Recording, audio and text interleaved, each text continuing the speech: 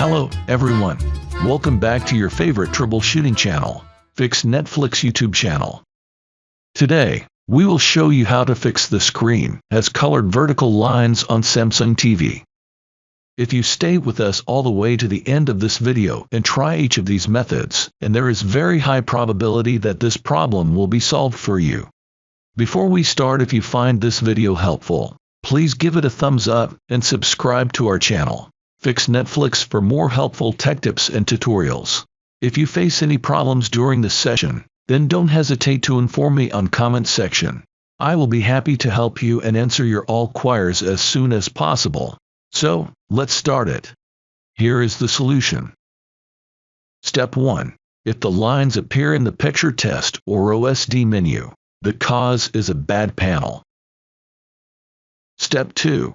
If the lines do not appear in the picture test or OSD menu, disconnect all signal sources and check again. Step 3. If the lines are still exist in the picture test, checking the LVDS cable contacts or change the main board. Step 4. If the lines are gone, then a signal source is causing the problem. So, that's the whole story, my friends. We've covered the steps to fix vertical line issues.